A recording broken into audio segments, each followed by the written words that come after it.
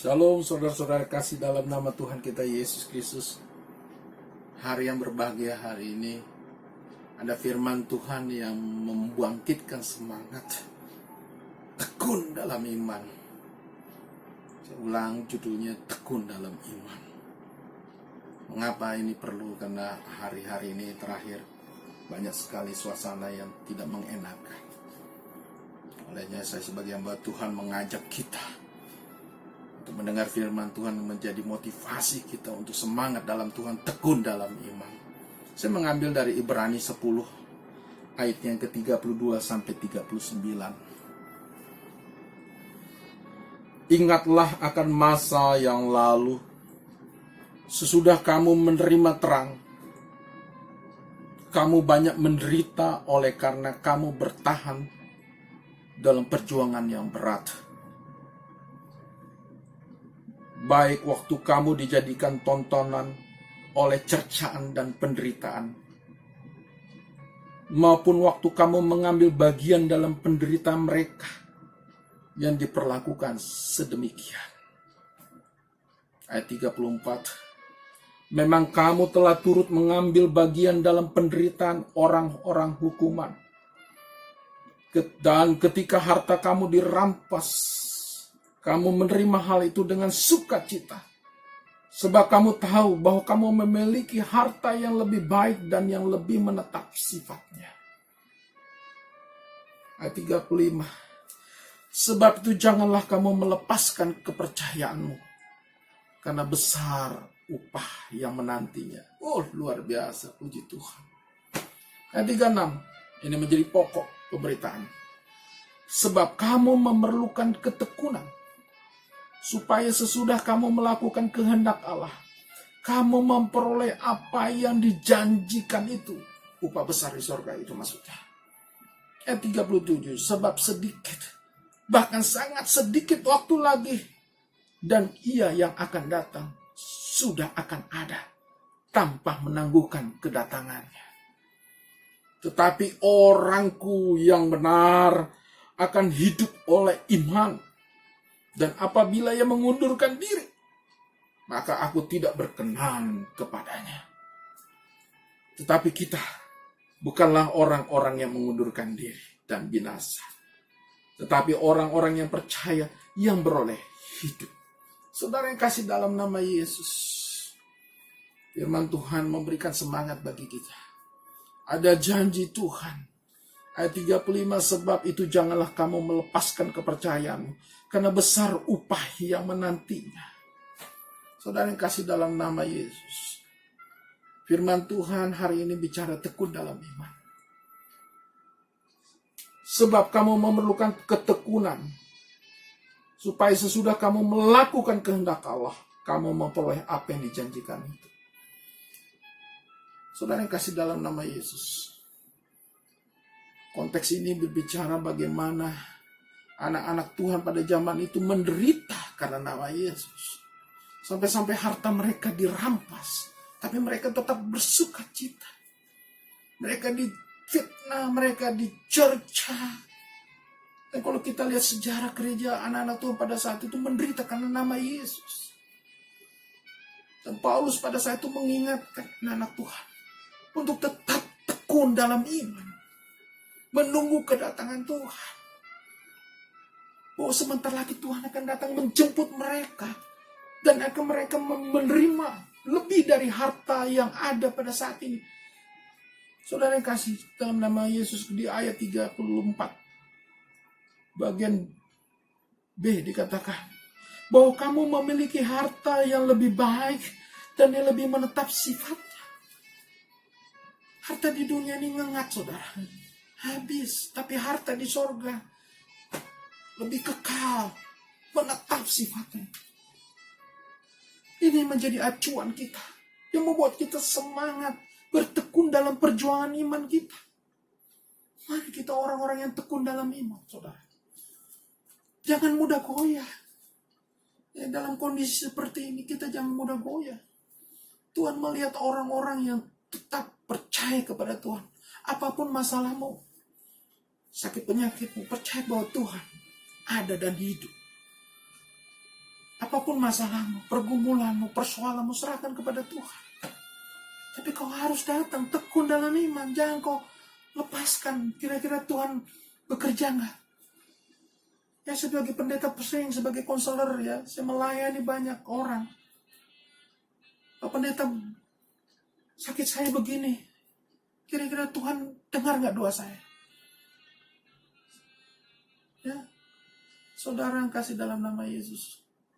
Jangankan saudara, saya sudah pendeta pernah mengalami sakit. Pernah mengalami sakit dan sakitnya sangat berat. Sampai saya harus dimasuk meja operasi. Ya. Saya makan obat paru-paru itu hampir setahun, saudara. 9 bulan, hampir setahun. Kena TBC. Saya hampir mati. Saya pernah masuk IGD. Saya pernah operasi jantung. Semua saya hadapi, saudara. Dan Tuhan melewatkan itu. Ada kuasa, ada mujizat. Kita percaya. Jangan kita, karena kita sakit, kita lemah, kita nggak datang kepada Tuhan. Saya sebagai hamba Tuhan, apalagi dia hari-hari terakhir ini saya lihat banyak orang yang diam, mengeluh. Datang kepada Tuhan. Ibrani 10 ayat 25 dikatakan. Ya, saya akan ingatkan lagi. Janganlah kita menjauhkan diri dari pertemuan-pertemuan ibadah kita seperti dibiasakan oleh beberapa orang, tetapi marilah kita saling menasihati semakin giat melakukannya menjelang hari Tuhan yang mendekat. Semakin datang kepada Tuhan. Oke lah, karena kita nggak bisa masuk di dalam peribadahan yang sifatnya offline. Tapi hari ini dunia maya kan tidak terbatas, saudara. Anda bisa melihat video renungan saya, bisa melihat ibadah-ibadah online dimanapun. Sekarang kan tinggal orang memilih, tinggal klik on. Ya, Anda bisa memilih link mana saja. Mau dalam negeri, mau luar negeri. Ya, apalagi ada TV kabel. Anda bisa memilih 24 jam menonton siaran rohani. Anda bisa membaca Alkitab. Datang kepada Tuhan. Bahwa Tuhan ada dan hidup dan Anda berdoa. Ini saatnya tidak tergantung kepada pendeta.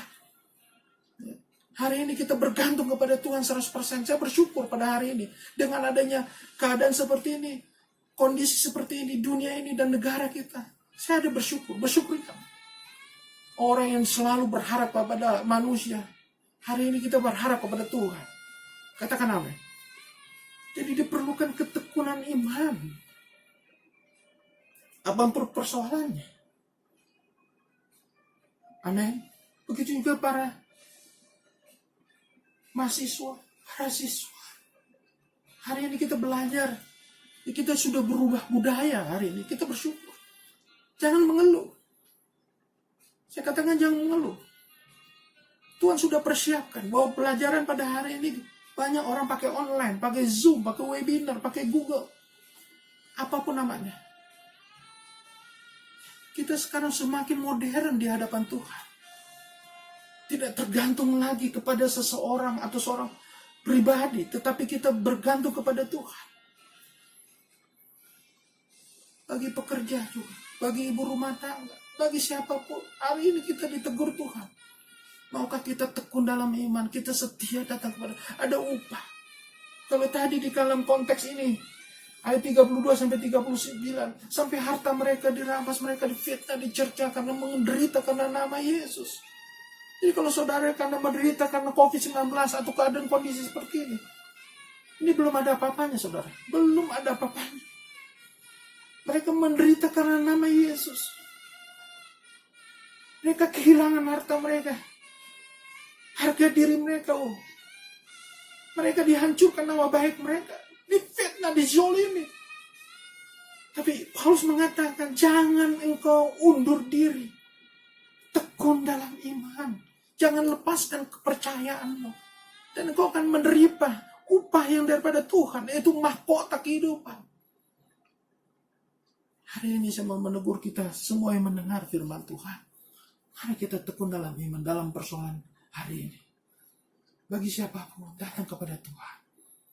Jangan andalkan manusia. Hari ini saya bersyukur kita mengandalkan Tuhan, tekun dalam iman. Kalau kita lihat murid-murid Tuhan dan sejarah gereja, mereka mengandalkan Tuhan. Mereka ketakutan, tapi mereka takut di dalam sukacita. Bahwa mereka hanya percaya kepada Tuhan sekalipun mereka diancam. Menderita karena nama Yesus. Hari ini kita harus juga percaya Yesus menyertai menyelamatkan kita. Amin. Dikatakan ayat 36 yang menjadi pokok bahasan. Sebab kamu memerlukan ketekunan. Memerlukan ketekunan. Saya ulang lagi, memerlukan ketekunan. Iman kita sedang diuji, saudara. Apakah iman kita tetap teguh? Supaya sesudah kamu melakukan kehendak Allah. Nah ini. Supaya sesudah kamu melakukan kehendak Allah. Apa yang kita sudah lakukan, saudara? Jangan katakan kita beriman tapi tidak melakukan apa-apa. Iman tanpa perbuatan adalah mati. Sesudah kamu melakukan perbuatanmu, kehendak Allah, apa yang Tuhan perintahkan dalam dirimu. Sudah kau baca firman, sudah kau bersekutu dengan Tuhan, sudah kau melepaskan kedaginganmu dan bertobat, dan kau minta dibaptis oleh Roh Kudus. Saudara kasih dalam nama Yesus. Jangan katakan, oh Tuhan saya minta ini, saya minta itu, tetapi saudara tidak membereskan diri saudara dan belum melakukan kehendak Tuhan dan firman Tuhan. Dari mimbar ini, renungan kita, mari kita sama-sama melakukan kehendak Tuhan. Dan kamu memperoleh apa yang dijanjikannya itu. Nah, kamu memperoleh. Jadi ada dua. Dalam kondisi ini kita, yang pertama tadi memerlukan ketekunan. Kita sedang diuji iman kita. Yang kedua melakukan kehendak Tuhan. Melakukan kehendak Tuhan. Melakukan itu saja. Hanya dua. Ketekunan dan melakukan kehendak Tuhan. Sebenarnya gampang. Kita tetap bertahan sabar dengan kondisi ini. Ya. Sabar. Nah, kita melakukan kehendak Tuhan. Lakukan. Bersekutu dengan Tuhan. Membaca firman Tuhan. Melakukan apa yang Tuhan perintahkan. Ya. Jangan jauhkan dari peribadahan. Dekatkan dengan orang-orang yang betul-betul dalam kehidupan rohaninya bisa teruji. Ya. Pergaulan yang buruk bisa merusakkan kebiasaan baik. Jauhkan pergaulan buruk. Ya, buang kebiasaan yang jahat. Ya, hari ini kita perlu orang-orang yang melakukan kehendak Tuhan. Dan akhirnya kita memperoleh apa yang dijanjikan Tuhan. Yaitu apa? Tetapi orangku, ayat 38. Tetapi orangku yang benar akan hidup oleh iman. Dan apabila ia mengundurkan diri, maka aku tidak berkenan kepadanya. Jadilah kita orang yang benar. Nah, ini orangku yang benar hidupnya oleh iman. Amin. Orangku yang benar. Jadilah kita orang yang benar. Jadi kalau kita sudah melakukan kehendak Allah dan kita tekun dalam iman, Tuhan katakan kita orang yang benar di hadapan Tuhan. Dan berikutnya 39. Tetapi kita bukanlah orang-orang yang mengundurkan diri. Amin. Katakan amin. Kita bukan orang-orang yang mengundurkan diri dan binasa. Tapi orang-orang yang percaya dan yang beroleh hidup zoe aimios. Hidup yang kekal. Itu maksudnya. Hidup di dalam kekekalan. Itu janji Tuhan. Amin. Jika kita teguh. Tidak mengundurkan diri. Tidak goyah. Tidak bersungut-sungut. Tidak gentar. Tidak dekat kepada Tuhan. Jadi orang benar. Tekun dalam iman dan melakukan perintah Tuhan dan firman Tuhan.